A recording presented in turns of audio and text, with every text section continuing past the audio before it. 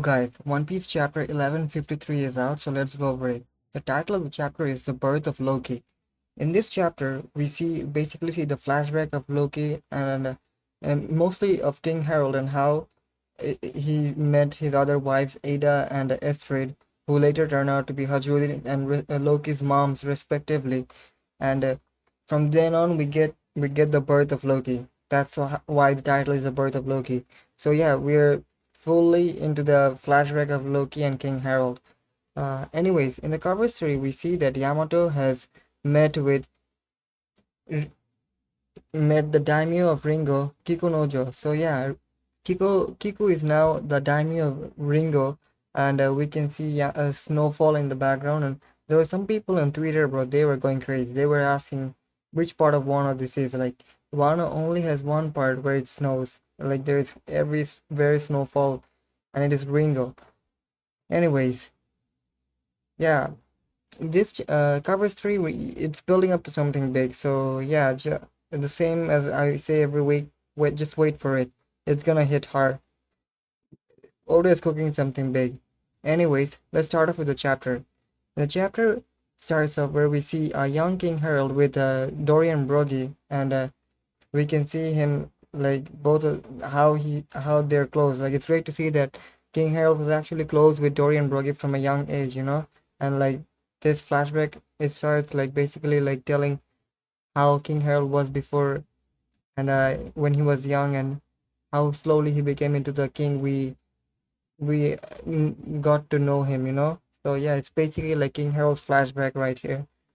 So we see that he was the Prince Harold of Elbaph, and he used to live an unhinged childhood along with Dorian Broggy.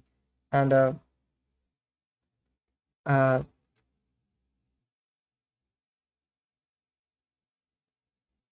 and yeah, he was very strong because of his size and everything. And he developed an inflated sense of self, and no one could stop him from growling into royal pain. And then we see a little grown-up King Harold in his teen age or somewhere around that. We can see him sailing around in his ship, and we can. This scene is crazy, bro. Like he like took out a dirt from his nose and like spit it, and it was like a bomb in the ocean, bro. It's crazy. Like he's so huge compared to the other giants, and you can clearly see that he was stronger than any other giants on Elba, like because of his size and immense strength. And we then see that King Harold and his crew members, they arrive on an island known as the Bun Kingdom in New World, and we see that a certain group of people were had captured a giant and were using her as a clown in a circus, for fun and enjoyment. And King Harold saw that and he was very angry. Like why the humans were abusing a giant, like him being the Prince of Elbaf. He didn't like seeing a fellow giant getting tortured by humans. And then we see that King Harold and his crew members, they destroyed the island and saved that giant woman. And we later find out that her name is actually Ada, and that she was actually working at the circus by her own wishes because the humans actually saved her. So he was paying her debt by helping them by being a clown in the circus and being for their amusement.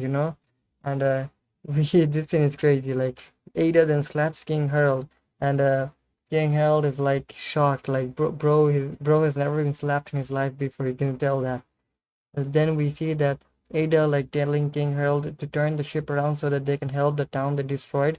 And King Harold does not want to do it at first, but Ada like tells him that if tells him that even though you're big, you should not underestimate humans. Like, so what? You're grown big. You're not to underestimate anyone. Ada, we can see Ada like being a good person. Like Ada, like she doesn't look like regular giants. Like she's a bit different than the giant woman we have seen so far. And like I would go far as to say like Ada's design is very unique compared to average One Piece woman. Like Oda is definitely put up a unique style for her. And Ada like tells King Harold like not to hurt humans just because they're small and giants are big. Like and you should not think you're better than it. Giants should not think better of themselves just because they're big, and arrogant. They should not be arrogant. Giants should help together with humans to keep the world peaceful. And then King Harold like reluctantly agrees, and we can see like King Harold like Ada like slowly being a big influence in King Harold's life, and changing him to be a good person. And we see the giants of Elbaf actually helping the village rebuild the village, and it's great to see like how humans and giants are coordinating together. It's great to see like King Harold like he's just telling his we can see King Harold telling his men to help the humans to rebuild the island, and help build the buildings back up. And we can later see that King Harold also bowing down to the king of the island, just as Ada told her. And we can see that in return the humans gave the Elbaf uh, their own share of like knowledge and construction, and how the Elbaf giants learned how the humans construct, and it's different from theirs. And we can see that the Elbaf giants like they take the spices from the human spices that are a bit different from the giants, and so the humans give the giants some spices as a reward for helping them rebuild the island. And it's great to see how like the humans and giants are bonding. Like Ada helped King Harold like build connections with humans here, so you can see how King Harold slowly like started to work with humans. Like this is where everything started here. And we'll find out who Ada actually is. Like she's really important here. And we also see like there is a panel of King Harold like dancing under the moon, like doing the Nika dance. But this scene is crazy. Like Oda doesn't put these things for no reason. Like this is important. Like it's great to see this. And we also see, and there's also something very important here. Like we can see like King Harold and Ada, they were on a journey to back to Elbaf, and then we can see like Ada and King Harold like encountering other humans from another island. And in this panel, we see that King Harold asks Ada, like, so you crossed the serpent of blood. And King Harold and Ada says, you mean the red line? Well, yes, which is why I can't go home back. So yeah, it is from the South Blue, and because she crossed the red line, she can't go back to South Blue anymore. And we see that the red line is like described as a serpent of blood. So yeah, this is another hint that red line is actually like it was actually this. It might actually have been the serpent from the first world. Like this is this is how the red line was created. The serpent of the first world somehow got like you know somehow got trapped there, or like emu, or maybe Sun God Nika or Joy Boy. Like something happened with the serpent in the first world. That's how it slowly turned into became a red line. So yeah, it's great to see like Otis foreshadowing something with the red line here. This is very important. I'm pretty sure it's gonna come back into play later on. Then we see that King Harold tells Ada to request Ada to come to Elbaf with him, and he tells that the Elbaf giants are not barbaric as they say. And Ada says that agrees to go with him, and we can see the King Harold's subordinates like started to notice changes in him, and King Harold is started to getting very mild. Like before he used to be rowdy and he used to be really brute. But now like their subordinates, they can see that he's very changing and becoming a bit submissive and passive. It's great to see King Harold maturing. Like then we see cut back to 100 years ago, and 1105 years ago in Alba, and we see that King Harold like Dick is talking to the civilians of Elbaf, and giving a speech here. We see that he says that he wants to atone for all the countless crimes he has done, and everyone's like shocked. Like, why is Harold suddenly making this declaration? He says that he may be out of the country, but he wants to join hands with his neighbors and ask them to teach their culture. And King Harold wants Elbaf to learn from the rest of the world so that they can make their land and lives richer. So yeah, Harold wants to like create relationships and diplomatic friendship with the other neighboring countries and islands so that Elbaf can prosper and become modernized. Harold is willing to cooperate with humans. Then we see other giants like telling how Dory and Broggy are. I think Dory and Broggy at this time are fighting a little garden, and we see that and the we see the giants of Elbaph like cheering King Harald on, and but he says that Dory and Broggy can fight, but if they pose threat to humans and other nations, King Harald will have to intervene and stop them. So it's great to see like King Harald has had a great relationship with Dory and Broggy. Like it's great to see they were friends before. And Harold will be forced to stop them if the fight between Dory and Broggy starts to harm other nations and islands. And then we see that Jorul and Yorul very surprised to see King Harald changing. And we see a panel of Ada, and we know Ada is one of the main reasons King Harald starting to change. And slowly we see that Elbaf starts to prosper, and then we see King Harald going on other journeys to islands and meeting new humans and other people, and he starts sending diplomats back and forth and to deepen the ties and friendship between nations. And we then cut away to another. We then fast forward to 81 years ago, and we see that in a fisherman village, eastern village of Elbaph, we see that a baby has been born, and it's actually Hajrudin, and it's the son of Harald and Ada. It's great to see it's actually confirmed. Yeah, Ada is Hajrudin's mom, and King Harald's first, what do you say, first wife, you can say. Yeah. And however, we see the elders of Elbaf they forbid King Harald from marrying her because she is not from the royal bloodline, and they told King Harald to marry another woman named Estrid, who is actually from the royal bloodline. But we see that King Harald this thing really annoyed me. King Harald wanted to modernize Elbaf and change the old system and traditions, but he straight up came to terms with the elders' declaration of not being able to marry someone out of the royal blood. I didn't like this, and it's great to see Ada accepting the fact that King Harald cannot be his husband. I feel bad for her, but King Harald he says that the elders forbid him to marry her, and that Ada it's great to see how accepting Ada is. She just says this is just how the culture works. You can't get emotional and fight against it. You're always welcome in our village, Ada. It's great to see King Harold still giving Ada good treatment and stuff, but I didn't like the fact that why King Harold out of all times he started accepting the terms of the elders. Who are these elders, man? They're silhouetted, bro. Silhouette piece is going crazy. Are these elders from the heaven realm or something? The King Harold is the king of Elbaf. Why should he listen to some random nobody? I wouldn't say nobody's random elders.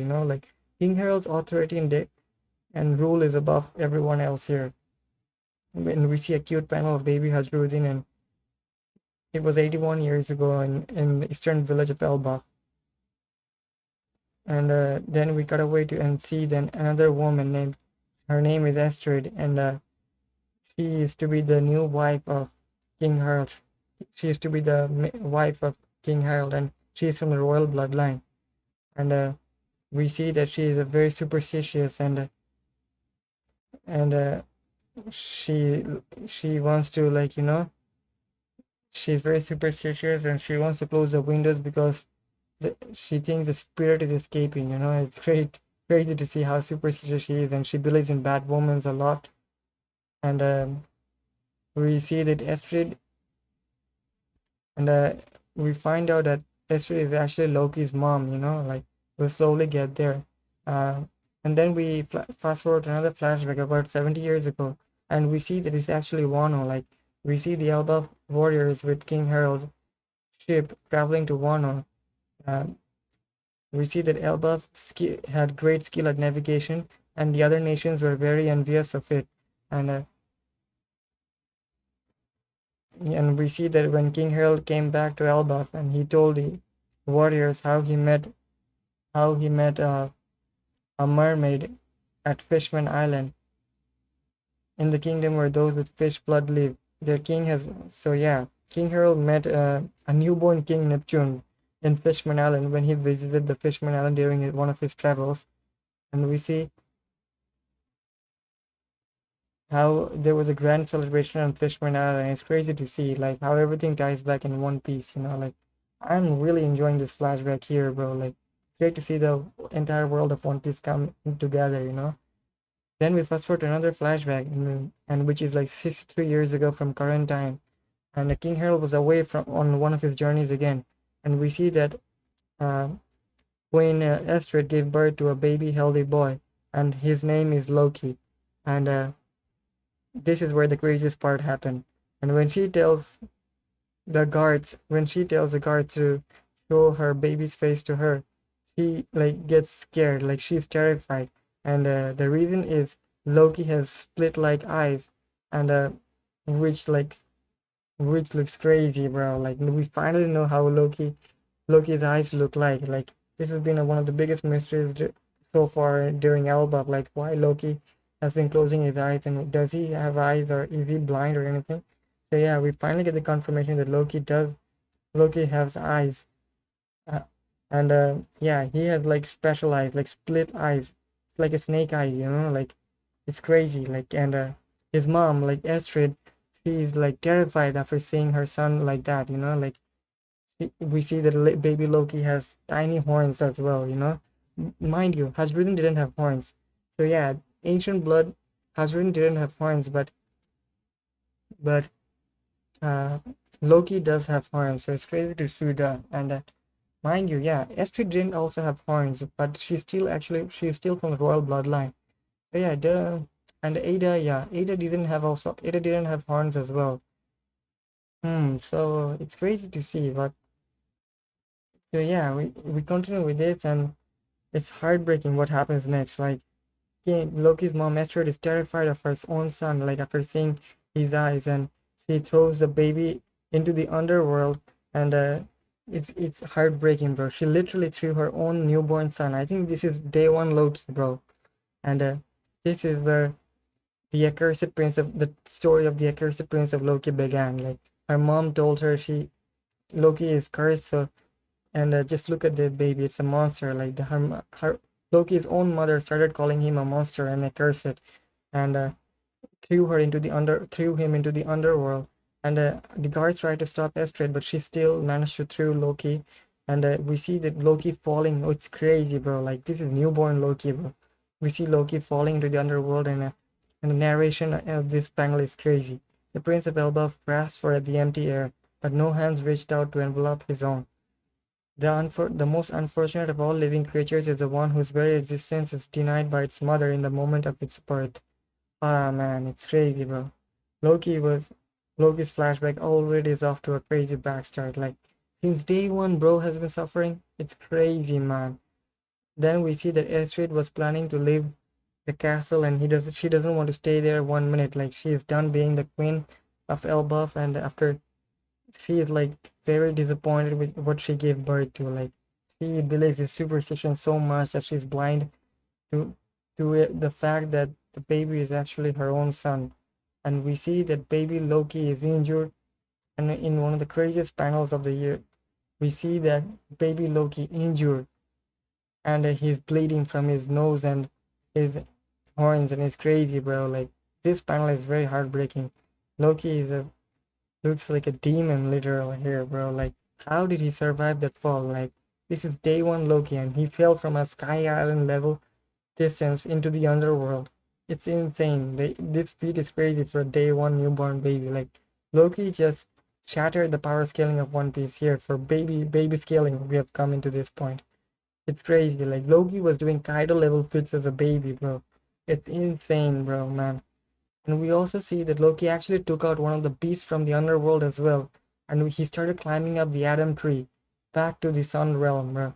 It's crazy what day one Loki was able to do. Like, bro, this man has to be at least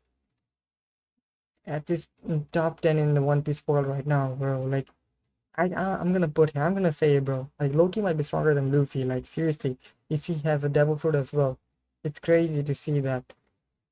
And this scene is very heartbreaking. Like we Loki like crawling back to the underworld, and he was like rejected by his own mother during birth. And we see that Queen Estrid like fell sick slowly, and she like started like saying to get rid of the child because she like I think yeah this is where everything the accursed prince of Loki story started. I think his own mother like started like saying like putting stories out about how a prophecy was told before it was even born, that the prophecy said that the King Harald would be one day be killed by his own son. And yeah, she just made up her own story, I think, here. And the guard is like saying denying that, saying there's not that madness again. And by the way, King Harald was still on his journey during this time. And this scene is crazy, bro. Like King Harald was not understanding why the world government like started to block the path again. Like what he was wondering, why can the countries be free to decide for themselves? Like he was wondering why the world government was hindering all the trade routes and paths, and why the government didn't want people to make connections. Like we know how the world government is. Like they want to keep you controlled, and they want to create like separation, and they do not want people to unite as one. And we see that we see the final panel of the chapter. We see like Ada and Hajrudin, like this is what like Loki was missing. Like Ada was bringing up Hajrudin like a good person. Like Hajrudin had his mom to love him, and Loki did had no one to help him out when he was born. Like Loki was alone from the beginning, and it was crazy like to see that parallel. Like Ada's mom was telling Hajrudin to like be good with Loki because Loki is actually his brother, but Hajrudin denies that. Yeah, crazy how Hajrudin understands that he's actually his stepbrother. Like he's not from. Hajrudin knows that Loki is not from his mother, and yeah, it's great to see. It's crazy to see, bro. We see that all of the misfortunes that would fall upon Elbaph would be known as Loki's curse. So yeah, like the people of Elbaph, like they just blindly like put all the blame onto Loki about everything happened that bad happened of Elbaph after his birth, and that's how he became the accursed prince of Elbaph. Like for no reason, people like started rejecting him and everything. Like, and it's crazy to see how Loki got rejected by everyone, but Luffy immediately accepted him and invited him to his crew. So yeah, that's why I love Luffy, bro. He's the goat, man. So yeah, the chapter basically ends here, and I'll see you in the next chapter. It's crazy to see like what happened here. Like, and we're slowly getting the Loki flashback, and just get ready with your tissues, bro. Like it's gonna be heartbreaking. I can feel it, bro. Ah man. Anyways, guys, thank you for watching the videos. I will see you on the next one. Peace out.